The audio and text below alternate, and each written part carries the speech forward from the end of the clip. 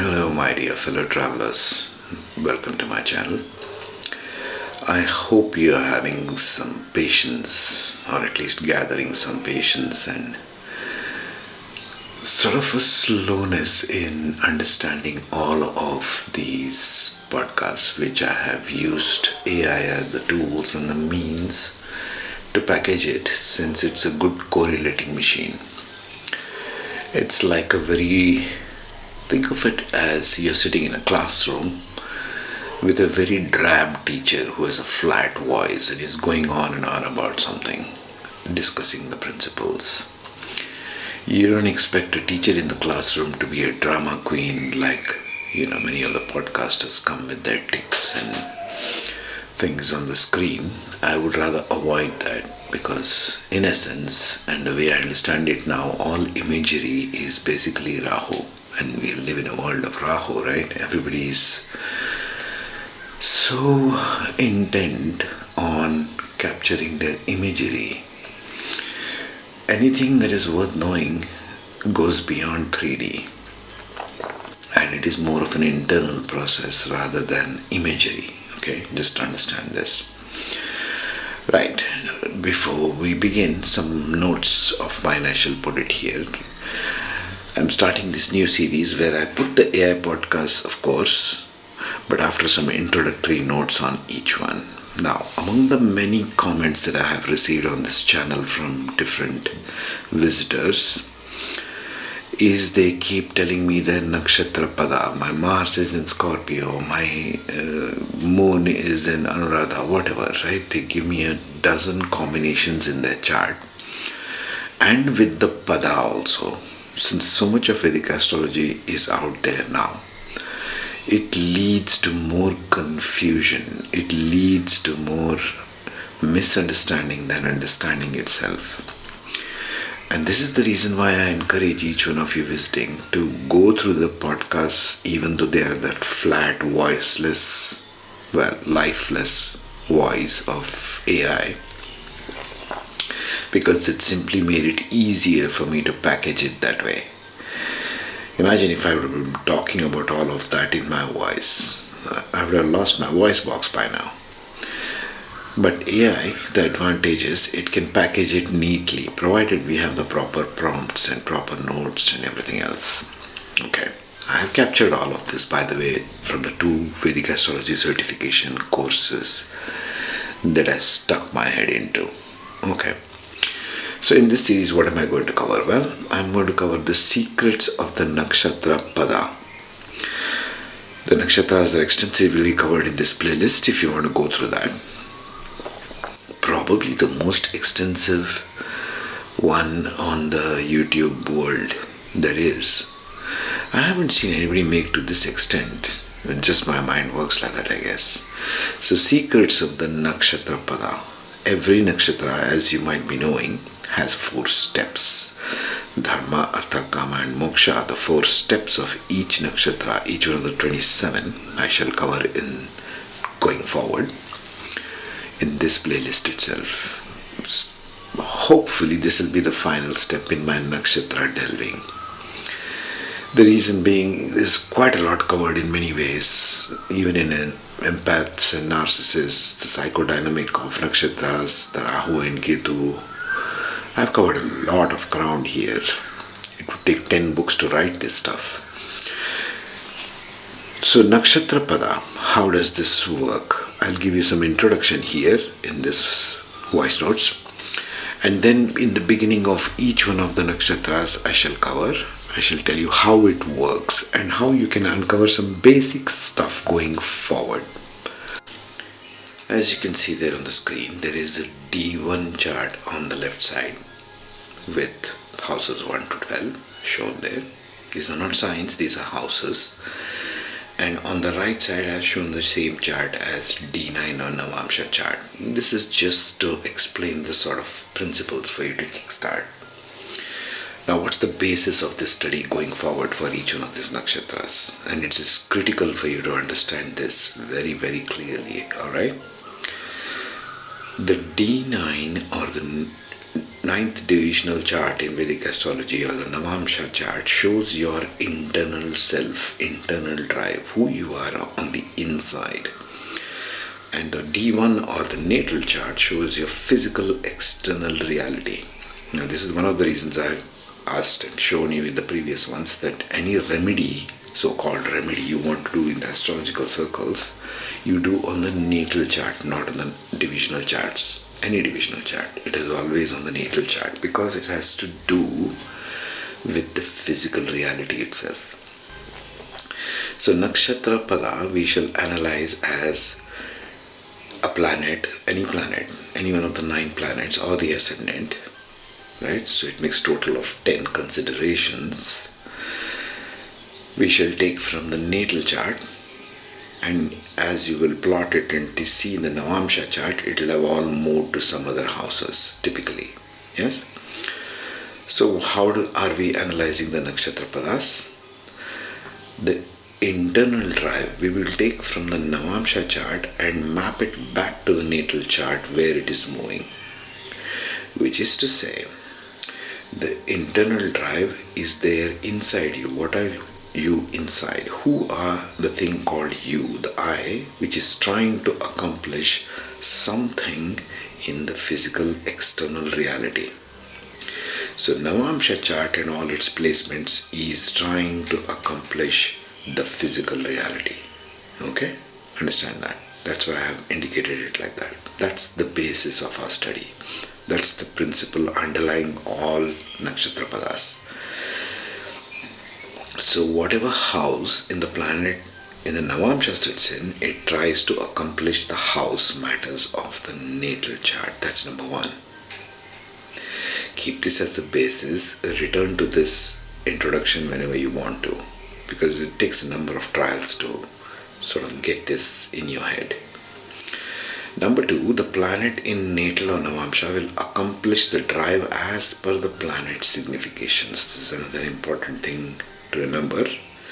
If it is Saturn, it's concerning your work, your career, your work, whatever you do daily. If it's Moon, it's your emotions, it's your motherland, it's your mother. Sun, it's the father, it's your thinking pattern, it's your creativity, it's your kids.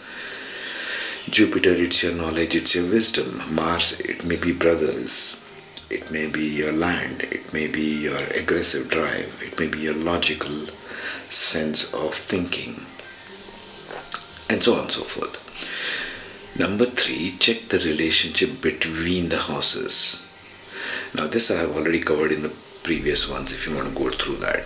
The 311 dynamic, the 9-5 dynamic, the 410 dynamic, the 212 dynamic, and so on. I've covered this, you can browse through that. What's the relationship between different signs and houses?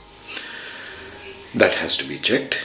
Now here we are doing that with respect to where it's placed in the Navamsha and where it's the same thing lands in your birth chart, in your natal chart. Number 4, check the Nakshatra Pada rules and remedies for results of how this could play out. That's what I'll cover in this. Every Nakshatra Pada will be covered. Right? We are taking here now example 1. Okay? Now I have highlighted in yellow on the D1 chart the planet sitting in the natal chart, and it has moved, let's say, to the 5th house. From the 11th house it has moved to the 5th house in the Navamsha chart. So whatever this planet has moved and its significations, it is trying to accomplish into the 11th chart. That's why I have indicated the arrow in reverse, which is to say, in this particular example, this planet, whatever is sitting in 11th house in the natal chart, it tries to accomplish having friends, influence, social networking, elder siblings, gains and income, which is the matters of the 11th house. All the things that 11th house stands for. It stands for many things, as we have already covered. From using their creativity, intelligence and romance and love interest, because that's where this planet is in the Navamsha. So that internally the person has lots of creativity in that area. If it is Saturn, it's at work. Intelligence, romance, love interest, speculations, all the 5th house matters, children, right? the Purva Punya Bhava, so to speak, your previous life karmas. That's your internal self though, and where you are trying to apply that. This is who you are on the inside, and this is what your soul is trying to accomplish by putting these aspects into this house. Now, planet significations again apply here. Planet significations, the color that the zodiac sign itself implies. If it is Aries here, for example, in the 11th house, it will do so by initiating stuff. If it is, let's say, something else here, some other, if it is Taurus here going into Aries or something, then it becomes different dynamic. Then you're using the resources to influence or initiate new ventures. You can keep going on and on, as you might have guessed. So that's what this leads to. This is example one. Let's take another example here. Once again, we are on the left side, we are shown natal chart, right side I shown Navamsha chart. Let us say there are planets or a set of planets conjunction in 8th house in your natal chart, and those have sort of moved, or the single planet has moved into the 10th house in your Navamsha chart. 10th house in your Navamsha chart indicates what you would like to accomplish in terms of your career. This is your internal self. What your internal desire is with respect to the 10th house or career or outer world. And that it is trying to achieve, follow that yellow arrow through the matters of the 8th house. How can this translate? This planet or a group of them tries to use their career, fame and success and professional life, matters of the 10th house, as a means to create transformations in their life, because 8th house is transformations, as a means to uncover hidden knowledge, gain the wealth of others. 8th house is the wealth of others. Well, inheritance, your in-laws, right? Because it's 7th house, this is the wealth of the spouse or in-laws. All those kinds of 8th house matters. You can go through the other ones if you want to discover more of matters of the 8th house. It's already covered. So this is the way you interpret it. Whatever your inside stuff and how you're trying to accomplish, or where exactly you are implementing that in your physical reality, that's the way you implement this. Last example here. In this one, there are some planets or some planet sitting in the 6th house in your natal chart, and that has sort of moved into the ascendant in Navamsha. What could this mean? Apply the same principles. Navamsha is your internal drive, and it is trying to accomplish something in the physical reality which is indicated in the natal chart. Because natal chart is how your life appears in 3D, in external reality. This planet tries to use its internal personality, its charisma, its whole body actually. Personality, character, body, matters of the first house. Remember, it's matters of the first house to address daily routines, work, working against known enemies, loans, debts, disease, all the prarabdha karma. So to speak, what you owe to the public, whatever you borrowed or did in the last life, 6th house is known as prarabdha karma. So you are trying to use your entire personality itself in matters of solving your prarabdha karma. So whoever comes here in the 6th house matters, let's say it's Mercury, just giving you a random example. Let's say Mercury is coming here, it's gone there to the 1st house in D9. From 6th house in natal to the 1st house in D9. What could this mean? Among other things, this could mean you have some karma with your maternal aunts and uncles. Why do I say that? Well, it is 3rd from the 4th house. 4th house is the mother. 3rd from 4th house is 6th house, which means this is the house of the siblings of your mother. So maternal uncle and aunt might be your cause for grief in life, right? Or it might also mean siblings. Mercury is also siblings, friends, neighbors. Maybe you are getting very triggered by them. So that Mercury has now gone to 1st house in Navamsha, meaning you are using your intellect. 1st house is your intellect, your intelligence, to solve the matters of the 6th house.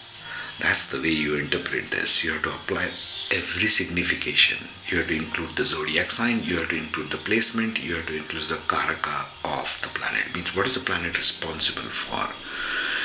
I've covered this extensively in other podcasts, although it's not necessarily in my voice like this. Bear with it, have some patience, okay? And then you learn more. Now let's get into the nakshatra itself, and each one of these nakshatras I shall cover in all 4 padas, apply all the planets, all the significations. And now let's get into the AI part. Let's see what AI has to say this. Remember, I have packaged the AI, I have told it what to do, and it does it. It's more like a dutiful slave.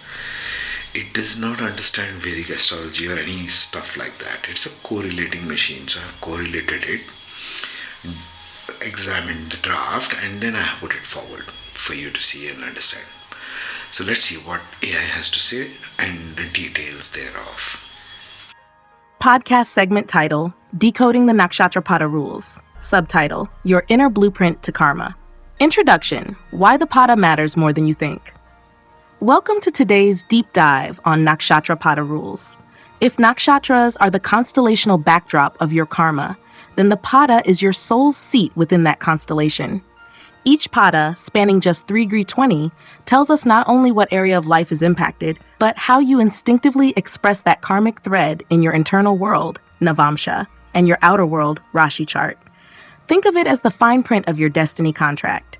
Core Rule 1, Dual Reality, Natal versus Navamsha. Let's begin with the foundation.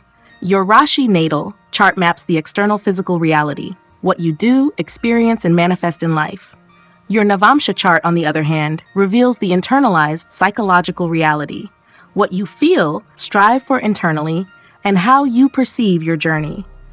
When analyzing a planet in a specific nakshatra pada, don't jump to interpretation. Instead, trace the link between its house and sign in the natal chart to where it sits in the Navamsha. This builds the storyline between what you are experiencing and why you are experiencing it the way you are. Core Rule 2, Purpose versus Process. What the planet tries to fulfill. The planet in the Navamsha is trying to fulfill the house and sign agenda of its placement in the natal chart. Example, Mars in Navamsha Cancer. Emotionally driven action, placed in the natal 3rd house. Aries, siblings, courage, communication. You may be expressing fierce emotional energy in daily communication due to deep sibling karma. Overlay this with the planet's karaka significator. Sun, father, authority, confidence. Moon, mother, emotions. Mind, Mercury, communication, business, intellect. Venus, relationships, wealth. Mars, courage, siblings, action. Jupiter, wisdom, children, guidance. Saturn, karma, career, discipline. Your inner struggle or drive stems from what the planet signifies, what house it activates, and what pada it sits in. Core Rule 3, Style of Expression, Sign Shift from Natal to Navamsha. This is where your podcast listeners will really resonate. When the same planet changes signs between Rashi and Navamsha, say from Gemini to Scorpio, you're seeing a change in style, tone, and expression of that planet's energy. Natal Gemini, verbal, curious, fluid. Navamsha Scorpio, secretive, intense, transformative. It's like smiling outwardly while emotionally simmering underneath. A contradiction? No, it's the dual nature of karma playing out.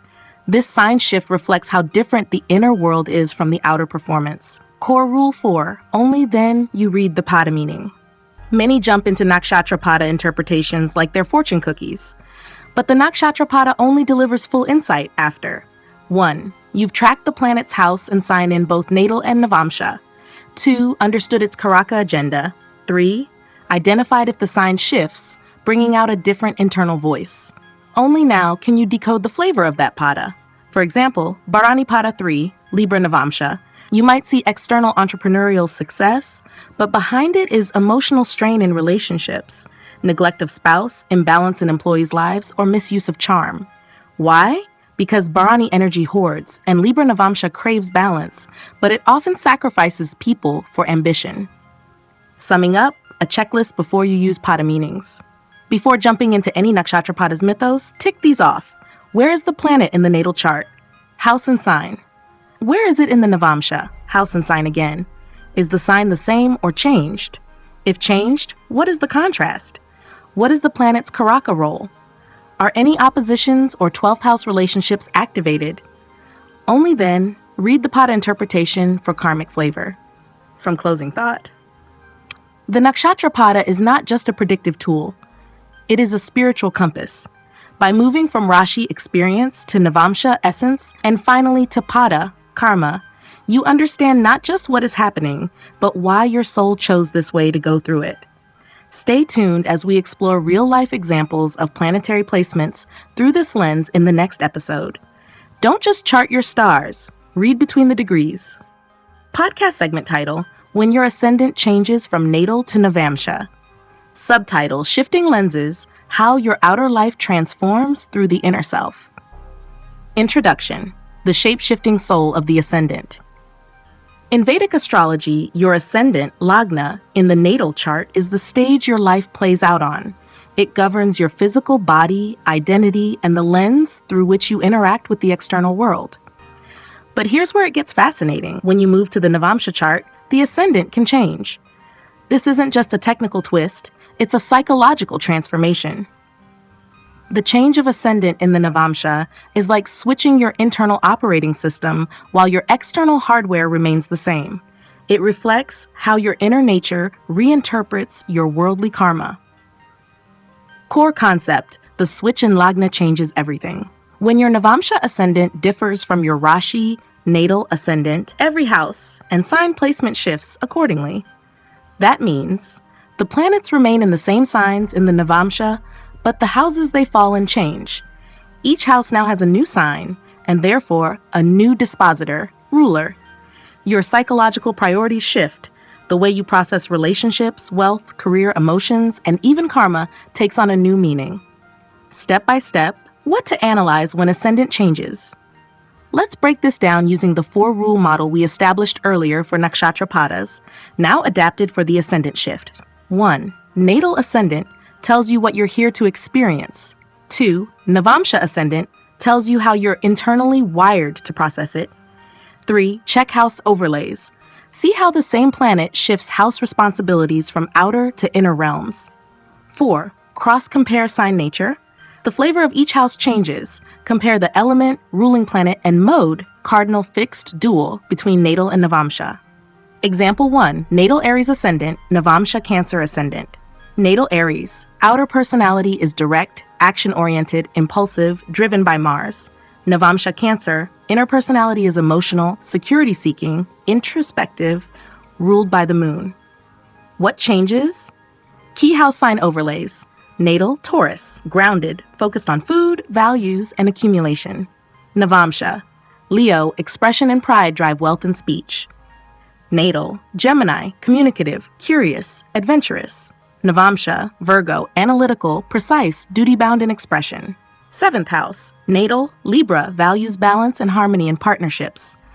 Capricorn, relationships feel heavy, duty-oriented and karmic. 10th house, Capricorn, externally ambitious, goal-driven. Navamsha, Aries, inwardly wants to take bold steps, self-starting, needs autonomy in career. Interpretation, you appear bold and enterprising, Aries Lagna, but inwardly, you operate from emotional instincts, Cancer Navamsha. Career feels like a battlefield on the outside, 10th house Capricorn, but your inner drive is to pioneer and lead with emotional intelligence, 10th from Navamsha being Aries. Example 2. Natal Virgo ascendant, Navamsha Sagittarius ascendant. Natal Virgo, analytical, cautious, and service-driven, prioritizes logic and detail. Navamsha Sagittalistic, philosophical, adventurous. Guided by faith and vision, house by house shift. 2nd house, Natalbra values beauty, balance, diplomacy, and speech. Navamsha, Capricorn, speaks cautiously, values discipline and control. 4th house, natal Sagittarius, home life has spiritual or educational flavor. Navamsha, Pisces, internally seeks emotional release, transcendence at home. 7th house, natal Pisces seeks dreamy, emotionally sensitive partners. Navamsha Gemini looks for witty, communicative, mentally engaging partners. 10. Natal Gemini, outwardly career is in communication, media, education. Virgo, inwardly obsessed with precision, routine, and perfection in profession. Interpretation. While you may seem like a detail-oriented problem solver, Virgo Lagna, internally you strive for meaning and higher wisdom, Sagittarius Navamsha. Work is methodical outside, but inside you're questioning its philosophical or spiritual worth. You externally attract dreamy or vague partnerships, Pisces 7th, but inwardly you're mentally restless and crave stimulating exchanges, Gemini 7th. Meaning themes for common ascendant changes. Below are a few more shifts and their psychological meanings. Aries, Cancer. External, action taker, risk taker. Internal, emotionally reactive, seeks safety and mothering. Taurus, Leo. External, stable, comfort loving. Internal, seeks validation, proud of creativity and status. Gemini, Virgo. External, talkative, playful. Internal, service-driven, critical of self and others. Cancer, Libra. External, sensitive and home-focused. Internal, obsessed with social justice, partnerships, public image. External, regal and expressive. Internal, deeply secretive, emotionally intense, rebirthing constantly. Virgo, Sagittarius. External, detail-focused and shy. Internal, desires expansive vision and truth. Libra, Capricorn external, diplomatic and charming. Internal, karmically bound, discipline-focused, emotionally cold. Scorpio, Aquarius. External, intense, transformative. Internal, detached, cerebral, humanitarian. External, bold and teacher-like. Internal, dreamy, mystical, needs alone time to recharge. Capricorn, Aries.